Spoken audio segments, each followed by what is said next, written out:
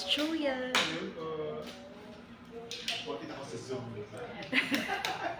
Episode to para maramdaman nila na legit.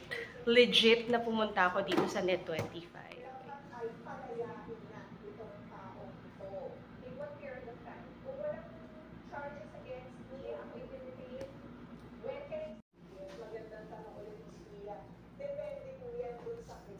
Papuntahin ko lang po yung aking writer dito. Sige po.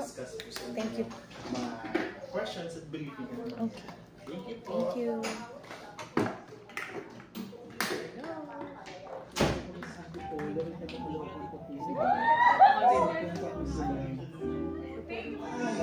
Salamat sa iwan at ang buhay ko na dahil hindi ka pala pinagaya ko. Ang pinagano ko, mga rasa ko. Iwan ang buhay ko, nilabas ko na ang puso ko. Tanging isensyon sa bawat araw na harapin. Gagawin ko na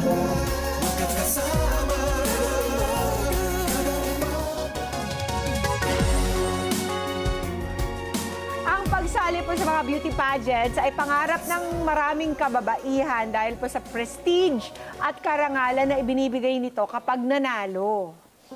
Pero paano kung imbes na prestige at karangalan ay pagdududa at kontrobersya ang makuha sa pagsali ng mga pating palak na ito? Nice! Very good, amiga! You got it on the first try. Tulad na lamang po ng nangyayari ngayon sa katatapos lang na Miss Universe 2025 competition na mula pre-pageant activities hanggang sa coronation night, puno ng problema at intriga. Kaya ang tanong, nawala na nga ba ang prestige ng pagsali sa mga prestigious beauty pageants? Naku po, hindi ko alam, Mama P. Para sagutin po ang tanong na yan, i-share ang kanyang kaalaman sa posibleng dahilan sa mga nangyari na nagguguluhan natin dyan sa Miss Universe pageant. Makakasama po natin ang pageant expert. Thank you for being here, si Tita Lavinia. Good morning. Hello, good morning po. Good morning at maraming salamat po. Welcome to Kada Umaga. Thank you. Naku, salamat po at totoo na talaga to. Nasa Kada Umaga na ako. Yes, please. Maraming salamat. Unang-una, matagal na po ba talaga? Gano'ng katagal na kayong pageant fan? Pageant fan, siguro kahit nung maliit pa ako, kasama po ko talaga siya sa family gatherings namin. Nanonood kami ng... Like, parang boxing match ba? So nanonood kami ng Golden Globes, ng Oscars, ng yung mga big award shows. Sa red carpet style. Yes, and then kasama na po dun yung Miss Universe, of course. Oo, itong Miss Universe talagang naging parang tradisyon para sa maraming Filipino households. Bakit po kaya?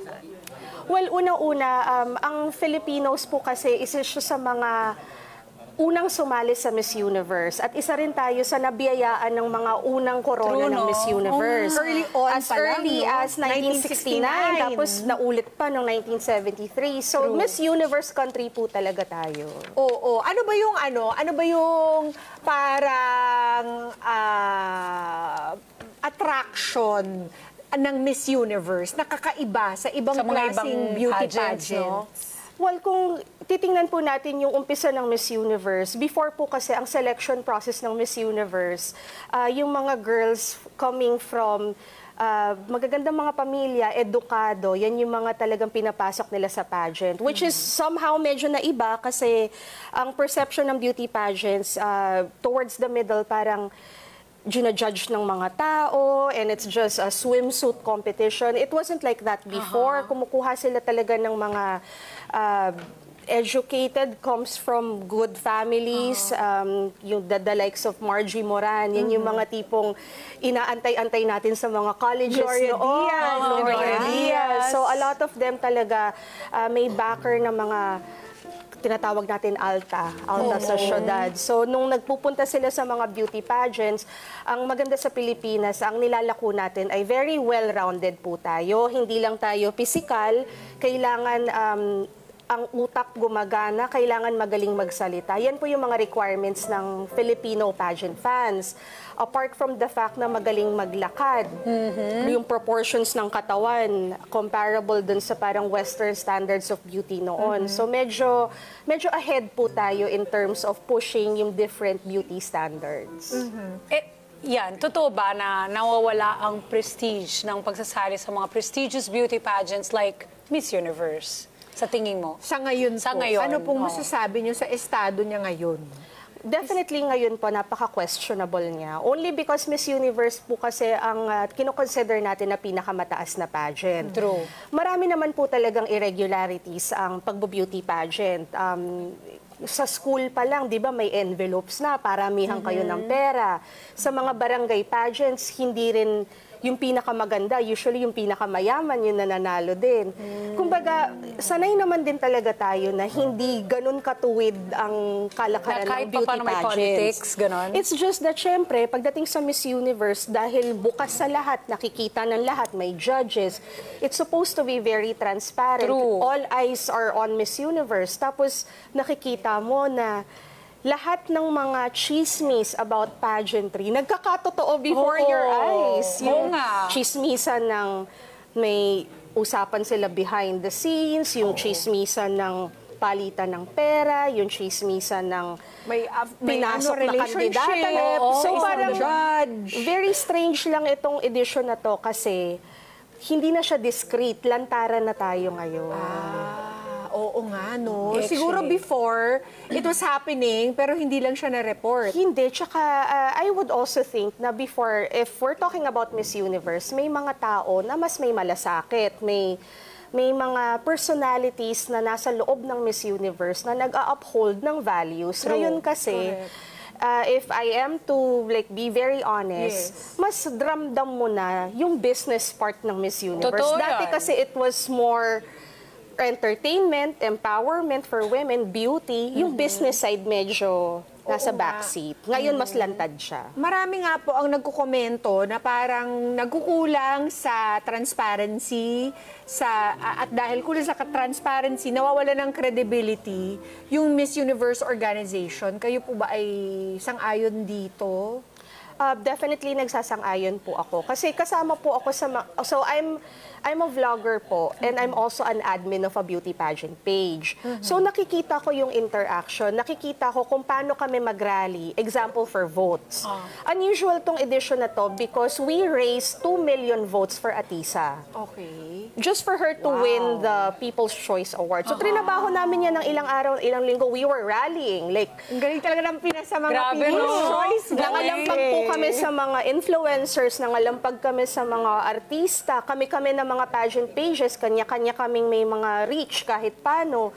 Ako po mismo araw-araw nagpapa-live during Miss Universe just to rally for our girls. So, alam ko yung level ng puyat and towards the end, alam ko yung bagsak ng dami ng pera coming from the international Filipino pageant fans na tumulong sa mismong kandidata natin only to see the numbers declining before your eyes. Yeah. So, yung irregularities po talaga, the mere fact na ang daming national directors ang nagsasalita ngayon, that hasn't been done before. Judges? The judges are saying things, especially yung most likely yung mga judges na hindi na inabot ng NDA or non-disclosure agreement. really? Kaya yung mga pahapyaw na lang sila Kaya halos pala na- sila Yes. pwede mag-post. Actually, marami sa kanila hindi masyado nakaka-post, pero yung mga nagpo-post, ito yung hindi ata nahainan ng So, NDA. of course, we all know naman. Like, people can check it online. It's public knowledge.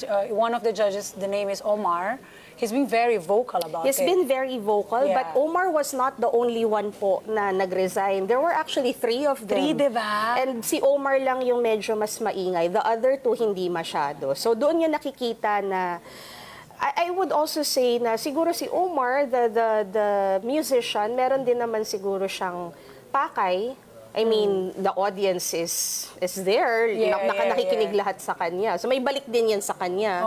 Pero mabuti na lang din. And it's not even that. It's also very telling po na even the candidates are speaking out. They're speaking out and revoking their titles. Correct. Speaking out, You've never revoking their heard titles. of that happening before. Hindi lang po sila basta nagpapahapyaw sa lives. May mga official statements sila. Oo. The Oo nga. national directors have official statements. It is in black and white. Tita, this parang denying themselves of the title they were given, it's never happened in history. Never naman po, because these are new New titles na titles. binigay. If I'm not mistaken, last Pero year yung lang fact po to. na parang, that's also telling the organization na ayokong gampanan yung mga ibibigay niyo sa akin Yes. responsibilidad. Yes. Because I don't subscribe to what you Totoo po stand yan. for now. Tsaka you have to understand, syempre po, kapag nakakuha kayo ng continental titles na ganyan, ideally, yung buong year ninyo nakatali sa organization. Correct. So kahit na nakatenga kayo ng ilang buwan, hindi kayo masyado sumasali-sali sa mga international events or international trips ng reigning winner kasi usually may tandem yan, magkasama sila. May activities kasi sa buong mundo eh, di ba? So, ako, I'm looking at it from a standpoint of trabaho. So, the likes of Olivia from Cote d'Ivoire and the likes of Atisa na nag-decline, actually even Vina declined it. Vina from Thailand. From Thailand, yeah. Ang iniisip ko kasi, these girls have more opportunities na makabag ng mga trabaho outside the Miss Universe system. Kesa itali nila yung sarili nila lang isang taon sa Miss Universe. Unang-una, siguro itong tatlong to napaka-in-demand na. Ako, I'm looking at it sa opportunities na makukuha nila sa labas ng Miss Universe. Mas marami siguro silang I feel like more people are talking about them. Olivia. Then Fatima Bosch. Than Fatima. Yeah. Oo nga. Diba? So, needless to say, hindi ka rin sang-ayon sa mga naging resulta. Of course, Were you hindi one of po. those who thought that Cote d'Ivoire deserved it? Or Atisa all the way, of course. Okay, so ano po talaga ako, of course, I'm very supportive with Atisa. Nakikita naman natin yan. Kung ako ho tatanungin ninyo, and if you were to consider pati produkto, marketability, and everything, kay Atisa po talaga ako.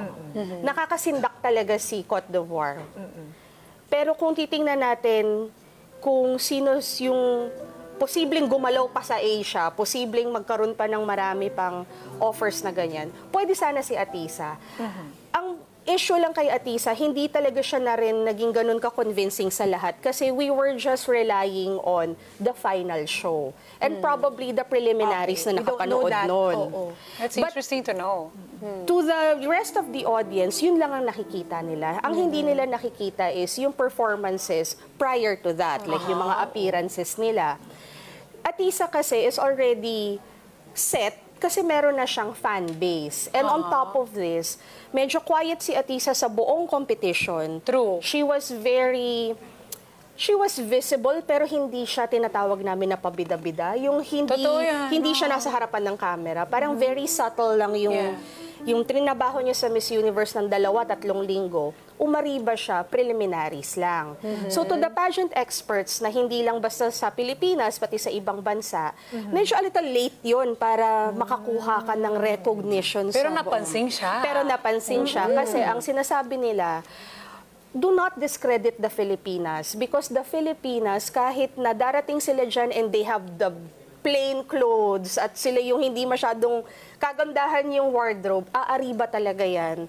Pag prelims, tsaka sa performance. Bakit nga ba ang galing ng mga I mean, we have become a force in the entire world because of our achievement sa mga international beauty pageants na ito. And other candidates will come to the Philippines to Yes. train with Yes, Filipinos. opo.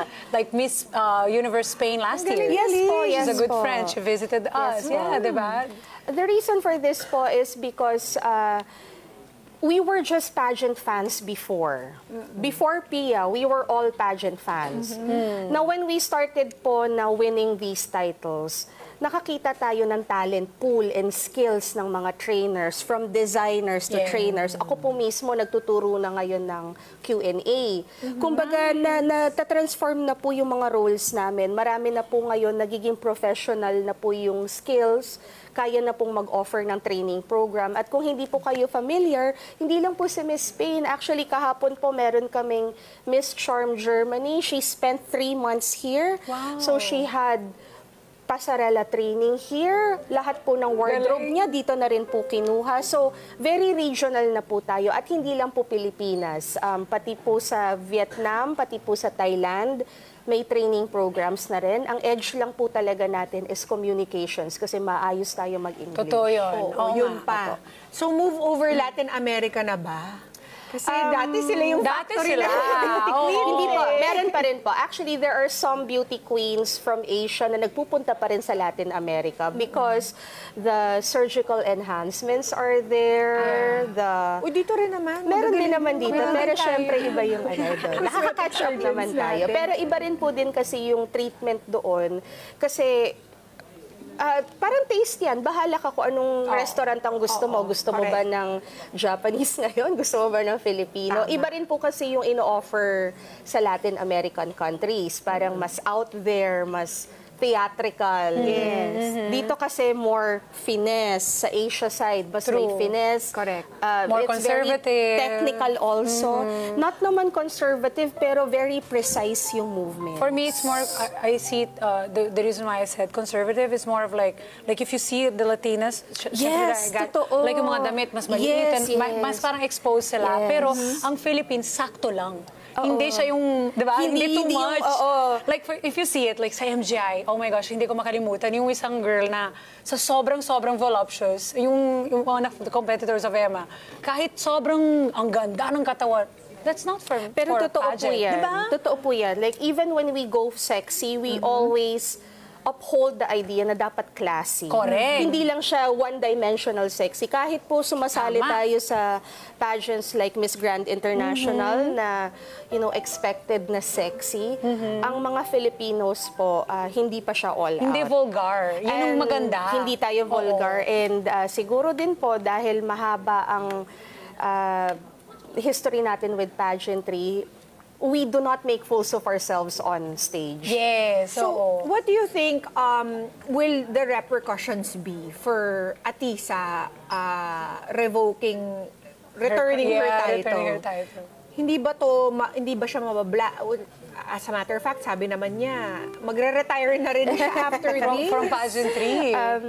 Palagay ko wala naman po tong sa kanya. Wala naman po tong balik sa kanya. Unang-una, na-accomplish na niya yung dapat niyang i-accomplish para sa sarili niya, para sa mga Pilipino na nakatingin mismo talaga sa pageantry. I don't think may apekto to sa kanya negatively, lalo na sa mga sponsors na gustong kumuha sa kanya, sa mga brands na gustong kumuha sa kanya.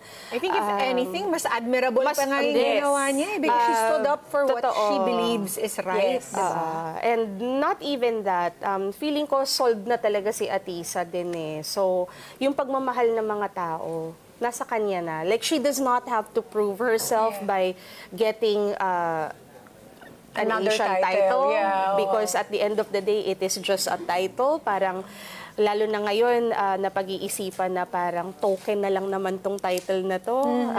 Siguro tama din lang because dumadami na ho ang mga Pilipino nagsasabi na mabuti hindi na rin nanalo si Atisa ngayon kung ganyan kagulo sa organization. Baka madamay pa siya sa gulong yan. Yes. Sa tingin mo ba, Tita Lavinia, malaking factor ba ang pagdami ng mga fly-by-night beauty competitions sa posibleng pagkabawas ng kinang ng legit na pageants? Kasi sobrang daming pageants po ngayon.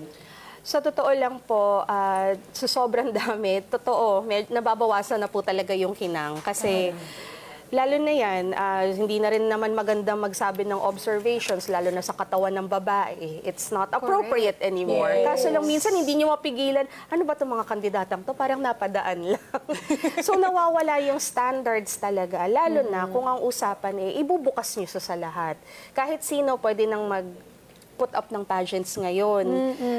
Hindi ako masyadong sang-ayon dito kasi alam naman natin, it's unregulated. And if it's unregulated, mas marami yung chances na nasa scam, mas marami yung chances na naaabuso. At ako po, hindi ako masyadong sang-ayon dito dahil napakadelikado na ng pageantry ngayon, lalo na kung dadagdagan niya ng isang layer ng social media. Marami sa mga kabataan, kababaihan, they're not trained on social media. Yeah. Mas madali silang maapektuhan, mas madaling madiskaril yung mga plano nila sa buhay just because of social media. And what can the Miss Universe organization do para naman manumbalik yung kanilang kredibilidad? Kain na lang ako. What can they do? Sabi nila, tita, a lot of people are commenting na in so many ways, parang mas may kredibilidad pa daw ang Miss Globe ngayon kaysa sa Miss Universe. Miss Globe, Miss Grand, marami sa kanila mas may kredibilidad. Siguro, unang-una, parang political lang to. Wala tayong magagawa sa Miss Universe kasi merong may-ari dyan. Siguro the only way na manunumbalik yung sigla, yung trust, kasi talagang nabasag ang integrity ng Miss Universe ngayon. Magkadiretsuhan na tayo. The only way talaga is siguro kung mapalitan na yung owners. Kasi ngayon, kaliwat kanan yung official statement ng owner, yung president ng Miss Universe ngayon, siya mismo ang nagbababa sa Miss Universe.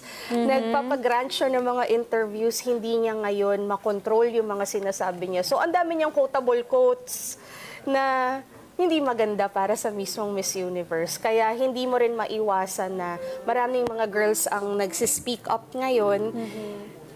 Dati meron pa unti-unti. And usually yung mga nagsispeak up na mga girls, yung mga nasangkot sa mga attitude issues, racial issues. Pero ngayon, kahit na yung mga medyo on the quiet side ng mga girls, nagsasalita na sila. Sa tingin mo ba, Tita Lavinia, this will have another turnout? Like, yung isa sa mga judges nga na very vocal, na finalo ko na siya tuloy because naging pageant fan na rin ako. Emma, this is your fault.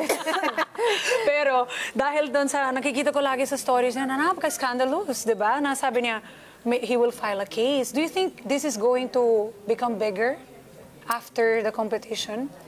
It could become bigger because there are reports na po ngayon na the original owner, the Thai owner, Anne, naglabas na daw po ng warrant of arrest against her. So, meron na tayong mga ganong eksena. So, kapag may pondo sila na magkasuhan pa ng ganyan at pahabain pa nila, mas masisira po talaga yan. And I do not know kung accurate yung translation, but Western media has picked it up. Ang dami na pong nakapick up na mga news outlets, pati pageant outlets, quoting Raul Rocha, the president of Miss Universe, na gusto na rin ibenta ang Miss Universe dahil naguguluhan na rin siya sa dami ng mga tao. Siyempre, he needs his way out there. Kaya nga, kasi siya yung, diba? Magulo po talagang ngayon, so sana may sumalo na lang. Yes. Para maayos na lang tayo at bumalik na tayo sa I hate to dati. say it, pero kahit nga kay Trump, it was fine. I Sabi hate to nga say po, that. Maayos, di ba? Mas Trump. Kasi yung si Trump organization may-ari. Kasi yung kay Trump noon, well, siguro din kasi walang social media. Sa totoo lang po, Actually, naisip ko may point social ka media dyan. talaga yung Totoo. nagda-drive talaga Totoo. dito sa mga girls na to. And last lang, kasi super curious ako, wala sa script to, pero do you think that the answers of the Miss Universe, especially para sa mga upcoming, are they that important nowadays as their entire performance? Because you can see, there were great answers, but they were not considered.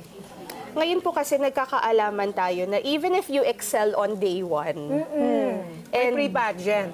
hindi pala siya enough din. Kasi ngayon tayo nagkakaroon ng observations sa sarili natin mismo, sa training programs natin, na kahit pala sobrang popular ng candidate natin, sobrang galing pala niya. Kung hindi sa'yo, hindi sa'yo.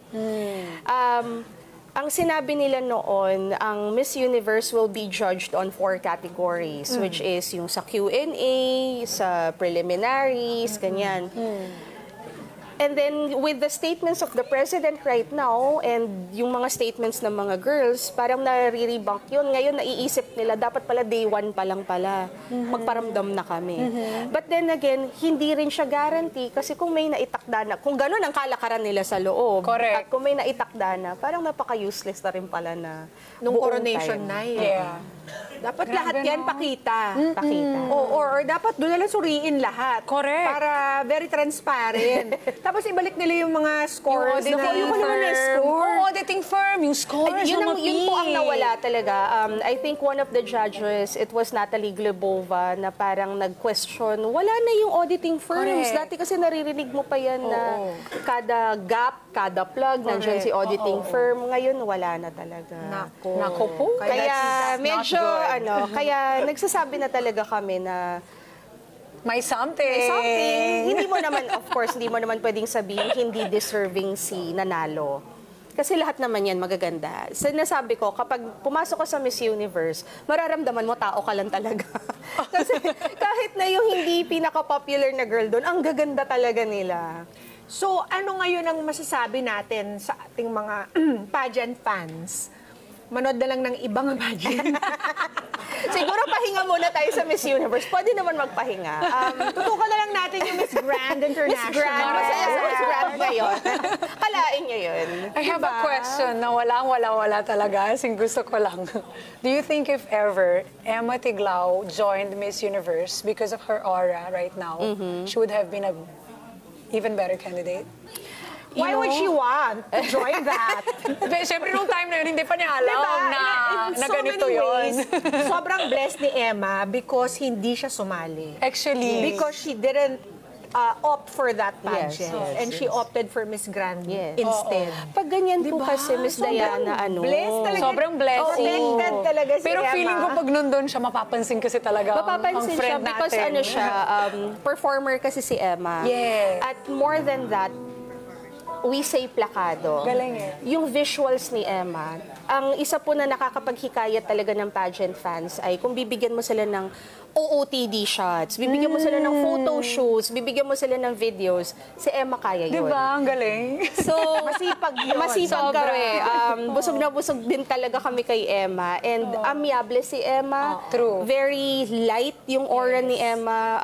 Very easy na makachika yung mga tao. May ganung very warm. Queen people nga siya eh. Oo, very People's warm yung queen, sorry. rehistro niya. Kaya, syempre, nainis kami nung nagsalita si Emma na may nambastos sa kanya. So, Oo nga, what's that kwento? Can you tell our Ito ba yung Kadas? inawi siya? Yung Borg something, di ba? awarding Di ba yun? ceremony. Tapos sinabi pa niya yung name. Sinarch ko yan. Sabi ko, What may- happened? May So, controversy. naglalakad pala si Emma na manunood na siya, tapos hindi yata siya makaupo ng maayos. So, approaching her seat, and then one of the one of the Filipino members of the organization, Kapwa Pinoy. inano siya, parang sinigawan siya na umupo ka or something Parang like that. ano, we're Na watching. We're watching. Oh, we're Oo. watching. In short, hindi maayos yung pagkakadeliver. pero in-out niya kasi. Hindi, kasi I wanted to know kung alam naman ng tao, it's a public knowledge, it's out there. Kasi I was like, sino tong tao? And I only see the name of the person and I can't see yung about Emma. And then, doon na eventually I saw it. And Emma defended herself, which is really great. Yes, Diba? yes. And everyone stayed on Emma's Ay, side. nako, kindness, mga kada. Mapa-same lahi or hindi. Diba? Totoo. Naman, Kausapin naman ng po ma- natin ang kindness. Ang Tama. bawat Baka isa. ano lang, baka na-excite lang, heightened yung emotion. Saka nag-apologize na rin siya. Ayun naman pala. Yes, daw, today. nag-apologize Let's leave it at daw. that. daw. Diba? Okay. Happy-happy na tayo. Tuwa kami sa panayam na to kasi matagal na kaming pinag-uusapan namin. Oo nga. Ano ba nangyayari? So thank you for bringing so much course, light into this. Thank you so much. You truly are the right pageant person expert. to talk Correct. about Thank you it. po. And for our arkadas na talagang marami pang katanungan, saan po ba kayo pwede makontak? Nako mga kada, maraming salamat po dito sa opportunity na to. Plug ko lang po, meron po kaming Instagram page. It's called Titas of Pageantry. Pero ako po, you can catch me every I'll follow it. Sunday. May show po ako every Sunday. It's on Tita Lavinia channel on YouTube.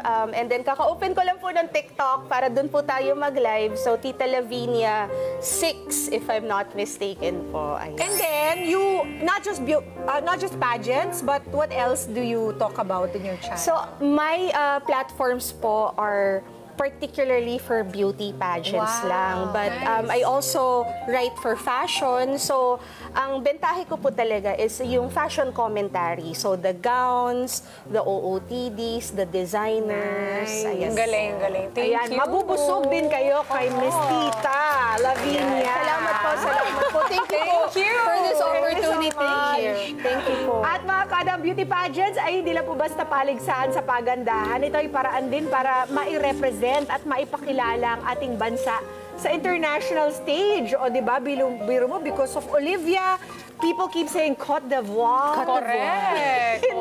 In the right way. Exactly. Pero Eh, puro once upon a time, hindi naman natin alam yung Turks and Caicos dahil dyan, Yes, alam natin. correct. Diba? Yung mga ganyan bansa. Kaya mga kada, sana wag sana po hayaan na mawala ang prestige at karangalan ng pagsali po sa mga ganitong patimpalak. Yes, at sana maibalik ang ningning at kinang po ng paglahok sa mga ganitong kompetisyon. Hindi lang sa ngayon, kundi magiging sa susunod na henerasyon. Diba? Kung gusto nila mag-business, ibang business na lang pasukin nila. Leave the pageants alone. Correct.